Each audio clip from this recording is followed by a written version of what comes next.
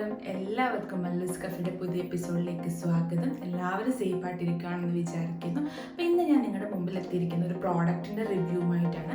ആദ്യമായിട്ട് ബിരിയാണിയൊക്കെ തയ്യാറാക്കുന്നവർക്ക് വളരെ സിമ്പിളായിട്ട് ടേസ്റ്റി ആയിട്ട് ഒരു ബിരിയാണി തയ്യാറാക്കിയെടുക്കാൻ പറ്റുന്ന ഒരു ബിരിയാണി മിക്സുമായിട്ടാണ് ഞാൻ എത്തിയിരിക്കുന്നത്. ഇത് ഗ്രേവിയാണ് കേട്ടോ, പൊടി ടൈപ്പ് ഒന്നുമല്ല.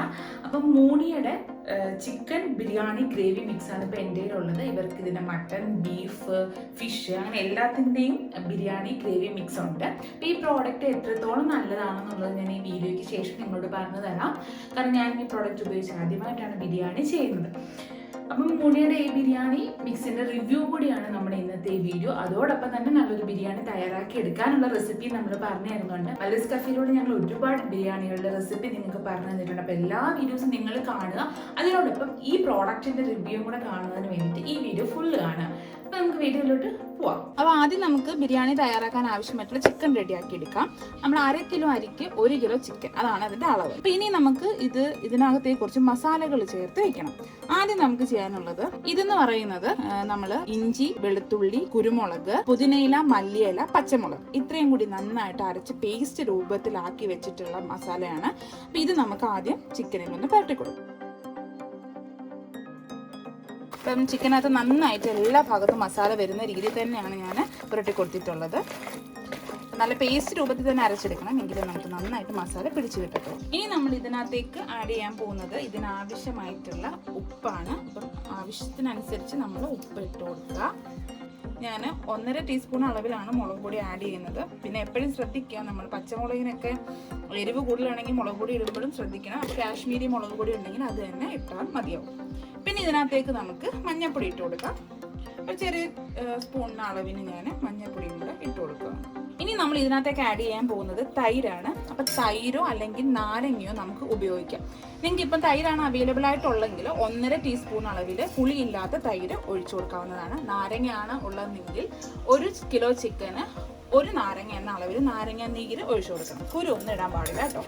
അപ്പം എൻ്റെ ഒരു തൈരാണുള്ളത്, ഞാനിപ്പം 1.5 ടീസ്പൂൺ അളവിൽ തൈരും കൂടി ഇതിനകത്തേക്ക് ഇട്ട് കൊടുക്കുകയാണ്. ഇനി നമുക്കിത് നന്നായിട്ട് ഒന്നും കൂടി ഒന്ന് ഇളക്കി മിക്സ് ചെയ്തെടുക്കാം. അപ്പം ഞാൻ ഇത് നന്നായിട്ട് ഇളക്കി നല്ലപോലെ ചിക്കൻ്റെ എല്ലാ ഭാഗത്തും മസാല ചെല്ലുന്ന രീതിയിൽ തന്നെയാണ് എനിക്ക് കൊടുത്തിട്ടുള്ളത്.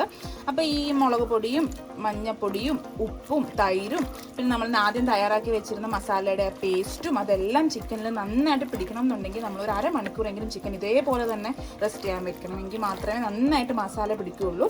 അപ്പോഴേ ചിക്കൻ ആ ഒരു ടേസ്റ്റും കിട്ടത്തുള്ളൂ. അപ്പോൾ അതിന് വേണ്ടിയിട്ട് ഞാനിതൊരു 1/2 മണിക്കൂർ ഇതേപോലെ ഒന്ന് അടച്ചു വെക്കാൻ പോവാണ്. നമ്മൾ ഈ പ്രാവശ്യം ഭയങ്കര നാടൻ രീതിയിലാണ് ബിരിയാണി ചെയ്യാൻ പോകുന്നത്. അപ്പോൾ ആദ്യം നമുക്ക് ചോറ് വേവിക്കാൻ ആവശ്യമായിട്ടുള്ള വെള്ളം ഞാൻ അടുപ്പത്ത് വെച്ചിട്ടുണ്ട്. വെള്ളം ചെറുതായിട്ടൊന്ന് ചൂടായി വന്നു. അപ്പോൾ അതിനകത്തേക്ക് നമുക്ക് ആദ്യം ബേ ലീഫ് ഇട്ട് കൊടുക്കാം. 3 കഷ്ണം ഏലക്ക ഞാൻ എടുത്തിട്ടുണ്ട്, അതും കൂടി ഇട്ട് കൊടുക്കുകയാണ്. പിന്നെ അതിനകത്തേക്ക് നമുക്ക് കറുകപ്പട്ടയും ഗ്രാമ്പും ഒക്കെ ഇട്ട് കൊടുക്കാം കേട്ടോ. നമ്മൾ ബിരിയാണി തയ്യാറാക്കുന്നത് കാണാനായിട്ട് ചോപ്സിയും വന്ന് നിൽപ്പുണ്ട്. ചോപ്സി നിങ്ങൾ മുന്നത്തെ വീഡിയോ കണ്ട് കാണുമായിരിക്കുമല്ലോ, ഫോട്ടോഷൂട്ടിനകത്തൊക്കെ ഉണ്ടായിരുന്ന ആളാണ്.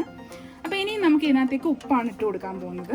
അപ്പോൾ ഉപ്പിടുമ്പോൾ എപ്പോഴും നമുക്ക് അരിക്ക് പാകത്തിന് ഉപ്പ് കിട്ടാറില്ല. അപ്പോൾ അതിന് വേണ്ടിയിട്ട് നമ്മൾ അതെങ്ങനെയാണ് കൃത്യമായിട്ട് എടുക്കുന്നതെന്ന് നോക്കിക്കഴിഞ്ഞാൽ നമ്മളിപ്പം വെള്ളത്തിനകത്തേക്ക് ഉപ്പിടുക, എന്നിട്ട് ഒന്ന് ഇളക്കി കൊടുത്തതിന് ശേഷം വെള്ളത്തിൻ്റെ ടേസ്റ്റ് ഒന്ന് നോക്കണം. ഉപ്പ് ഇച്ചിരി മുന്നിൽ നിൽക്കണം. കുറച്ച് ഏറെ ഉപ്പ് കൂടുതലായിട്ടുണ്ടെങ്കിൽ നമ്മൾ അരി ഇടുമ്പോൾ കറക്റ്റ് അളവിന് ഉപ്പായി എന്നാണ് അർത്ഥം. അപ്പം ഞാൻ ഇതൊന്ന് ഇളക്കി നോക്കിയിട്ട് ഉപ്പ് എത്ര ആയി എന്നൊന്ന് നോക്കട്ടെ. അപ്പം ഞാൻ ഉപ്പിട്ട് കൊടുത്തിട്ടുണ്ട്. ഉപ്പിട്ടിട്ട് ഞാൻ വെള്ളം ഒന്ന് നന്നായിട്ട് ഇളക്കുവാണ്. ഇളക്കിയിട്ട് ഉപ്പിൻ്റെ അളവൊന്ന് നോക്കാം, ഉപ്പിൻ്റെ ടേസ്റ്റ് എത്രത്തോളം അറിയുന്നുണ്ടെന്ന് നോക്കാം. അതിനുശേഷം നമുക്ക് ബാക്കി ഉപ്പും കൂടി ഇട്ട് കൊടുക്കാം. കുറച്ച് ഉപ്പും കൂടി വേണം കേട്ടോ. ഉപ്പ് അത്ര മുന്നിൽ നിൽക്കുമല്ല, ഒരു പരുവത്തിനുള്ള ഉപ്പേ ആയിട്ടുള്ളൂ. അപ്പം ഞാൻ ആവശ്യമായിട്ട് കുറച്ച് ഉപ്പും കൂടി ഇട്ട് കൊടുക്കുക. അപ്പം ഇതിനി ഒന്ന് തിളച്ച് വരട്ടെ. ആ സമയത്ത് വേണം നമുക്ക് ഇതിനകത്തേക്ക് അരി ഇടാൻ. അതിനു മുമ്പ് നമുക്ക് ഇതിനകത്തോട്ട് കുറച്ച് നെയ്യും കൂടി ഒഴിച്ചു കൊടുക്കാം. ചോറ് അങ്ങനെ ഒട്ടിപ്പിടിക്കാതിരിക്കാൻ വേണ്ടിയിട്ടാണ് കേട്ടോ നെയ്യ് ഒഴിക്കുന്നത്. അപ്പം ഞാൻ കുറച്ച് നെയ്യും കൂടെ അതിനകത്തേക്ക് ഒഴിച്ചു കൊടുക്കുകയാണ്. ഇളക്കി കൊടുത്തിട്ട് വെള്ളം ഒന്ന് തിളച്ച് വന്നിട്ട് വേണം നമുക്ക് അതിനകത്തേക്ക് അരി ഇടാനായിട്ട്. അപ്പം നമുക്കൊന്ന് അടച്ച് വെച്ച് വെള്ളം ഒന്ന് തിളപ്പിച്ചെടുക്കാം. വെള്ളം നന്നായിട്ട് തിളച്ചിട്ടുണ്ട്. അതിനകത്തേക്ക് ഞാൻ കഴുകി വാരി വെച്ചിരിക്കുന്ന 1/2 കിലോ അരിയാണ് ഇട്ട് കൊടുക്കുന്നത് കേട്ടോ. ഈ അരിയുടെ അളവിനാണ് നമ്മൾ ചിക്കനും എടുത്തിട്ടുള്ളത്. അപ്പം 1/2 കിലോ അരി ഞാൻ ഇതിനകത്തോട്ട് ഇടുവാണ്. എപ്പോഴും നമ്മൾ ശ്രദ്ധിക്കുക, വെള്ളം നന്നായിട്ട് തിളച്ചതിന് ശേഷം മാത്രം അരി ഇടുക. അപ്പം നല്ലപോലെ വേഗം അരി വെന്ത് കിട്ടും. അപ്പം നമുക്കിതൊന്ന് വേവുന്ന വരെ ഒന്ന് വെയിറ്റ് ചെയ്യാം. അപ്പോൾ നമ്മുടെ ചോറ് നന്നായിട്ട് വെന്ത് വന്നിട്ടുണ്ട്. നമുക്കിതൊന്ന് ഊറ്റിയെടുക്കാം. ഒരു 75% അരി വേവായാൽ മതി.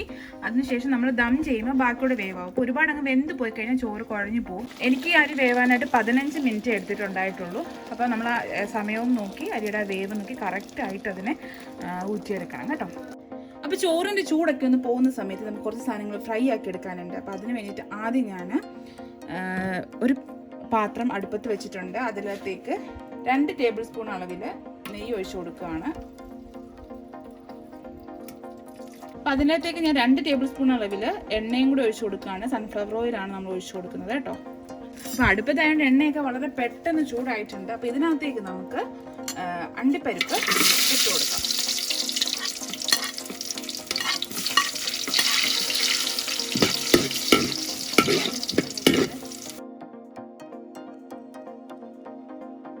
എണ്ണയിലേക്ക് തന്നെ നമുക്ക് കുറച്ച് മുന്തിരിങ്ങയും കൂടി ഇട്ടൊന്ന് ഫ്രൈ ചെയ്തെടുക്കാം. അപ്പോൾ ആ എണ്ണയിലേക്ക് തന്നെ നമുക്ക് 4 വലിയ സവാള വളരെ നൈസായിട്ട് അരിഞ്ഞത് ഇട്ട് കൊടുത്ത് നന്നായിട്ട് ഫ്രൈ ചെയ്തെടുക്കണം. അത് ബിരിയാണി നമുക്ക് അലങ്കരിക്കാൻ വേണ്ടിയിട്ടുള്ളതാണ് കേട്ടോ. അപ്പോൾ നന്നായിട്ട് ഫ്രൈ ആയിട്ട് വരണം. അപ്പോൾ ഞാൻ അതും കൂടി ഇട്ട് കൊടുക്കുകയാണ്. അപ്പോൾ പെട്ടെന്ന് ഫ്രൈ ആവാൻ വേണ്ടിയിട്ട് നമുക്ക് വേണമെങ്കിൽ അതിനകത്ത് ഒരു അല്പം ഉപ്പും കൂടി ആഡ് ചെയ്ത് കൊടുക്കാം. ഞാൻ ഉപ്പും ഇട്ട് കൊടുത്തിട്ടുണ്ട്. അപ്പോൾ ഇത് നന്നായിട്ടൊന്ന് ഫ്രൈ ആയി വരട്ടെ. അതായത് നമ്മളിട്ട് ഉള്ളി നമ്മൾ നന്നായിട്ട് വറുത്തെടുത്തിട്ടുണ്ട്. വറുത്ത് കോരി എടുക്കുകയാണ്. കരിഞ്ഞു പോവാതെ തന്നെ ശ്രദ്ധിച്ച് ചെയ്യണം കേട്ടോ. അതിലേക്ക് തന്നെ നമ്മൾ കുറച്ച് എണ്ണയും കൂടി ചേർത്ത് ചിക്കൻ നമുക്ക് വറുത്തെടുക്കണം. അപ്പം നമ്മൾ സെറ്റാകാൻ വെച്ചിരിക്കുന്ന ചിക്കൻ ഇപ്പോൾ ഏകദേശം 1 മണിക്കൂറോളം നമ്മൾ ചിക്കൻ സെറ്റാകാൻ വെച്ചിട്ടുണ്ടായിരുന്നു. അപ്പോൾ ആ ചിക്കൻ നമുക്ക് ഇതിനകത്തേക്ക് ഇട്ട് കൊടുക്കാം. മസാലയൊക്കെ നന്നായിട്ട് ചിക്കനിൽ പിടിച്ചിട്ടുണ്ട്.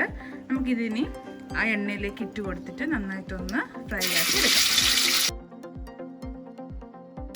അപ്പോൾ ചിക്കനൊക്കെ ഒന്ന് ഫ്രൈ ആയിട്ട് വരട്ടെ. ഹാഫ് ഫ്രൈ ആയാൽ മതി, ഒരുപാടങ്ങ് ഫ്രൈ ആക്കി എടുക്കരുത്.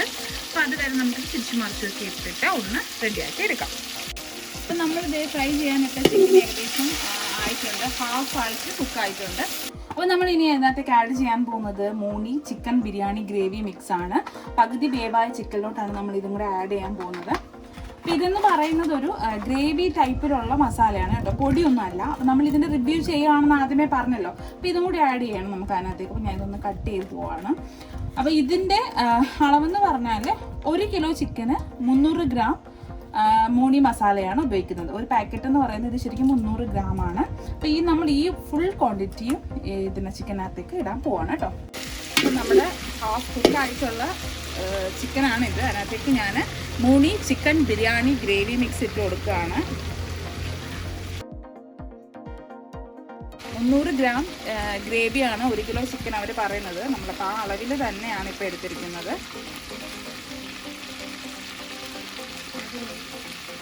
ഞാനത് ഇട്ട് കൊടുത്തു. ഇനി നമുക്കിത് നന്നായിട്ടൊന്ന് ഇളക്കി ചിക്കനിലൊന്ന് പിടിപ്പിക്കാം. നമ്മൾ ചിക്കനകത്തോട്ട് മസാല എല്ലാം ആഡ് ചെയ്ത് കഴിഞ്ഞു. ഇനി നമ്മൾ ഇതിനകത്ത് ഉപ്പും കൂടി ഒന്ന് ചെക്ക് ചെയ്യണം. നമ്മൾ ആദ്യം ചിക്കനിൽ മസാല പുരട്ടി വെച്ചപ്പോൾ മാത്രമാണ് ഉപ്പിട്ടത്. ഉപ്പ് കറക്റ്റ് ആണോ നോക്കുക, ഇല്ലെങ്കിൽ പാകത്തിന് ഉപ്പും കൂടി ഈ സമയത്ത് നമുക്ക് ആഡ് ചെയ്ത് കൊടുക്കാം. ചോറ് നമ്മൾ ഉപ്പിട്ടിട്ടാണ് വെച്ചിരുന്നത്. അപ്പം അതും കൂടി കണക്ക് കൂട്ടി വേണം നമ്മൾ ഉപ്പിടാനായിട്ട്. ഒരുപാട് ക്വാണ്ടിറ്റി ഉപ്പായി പോകരുത്. ഞാൻ ഈ ബിരിയാണിക്ക് ആവശ്യമായിട്ടുള്ള ഉപ്പും കൂടി ആഡ് ചെയ്ത് കൊടുക്കുകയാണ്.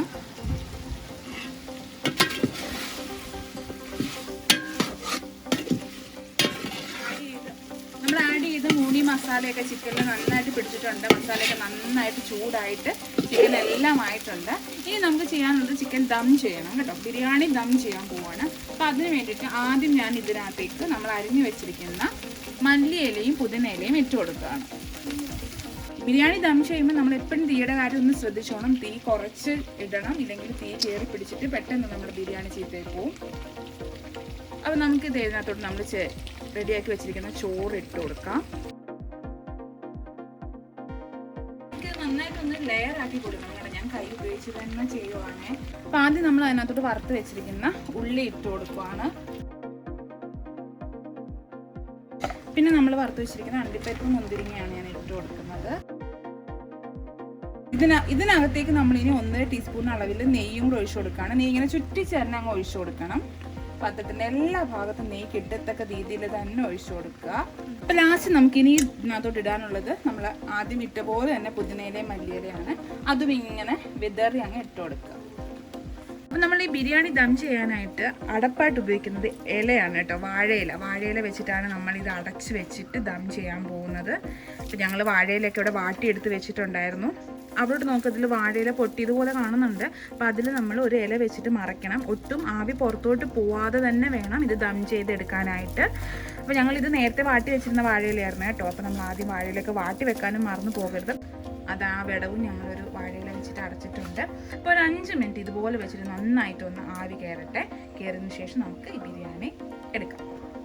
നന്നായിട്ട് ആവി കയറ്റി റെഡി ആക്കിയിട്ടുണ്ട്. നമ്മുടെ ബിരിയാണി നന്നായിട്ട് ദമ്മായിട്ടുണ്ട്. പിന്നെ നമ്മളിത് സെർവ് ചെയ്യാൻ പോവാണ് കേട്ടോ. നല്ലൊരു മണമൊക്കെ വരുന്നുണ്ട്. അപ്പം കഴിച്ച് നോക്കിയിട്ട് ആ മസാല എങ്ങനെയുണ്ടെന്ന് നിങ്ങളോട് ഞാൻ പറയാം. നമുക്ക് സെർവ് ചെയ്താലോ?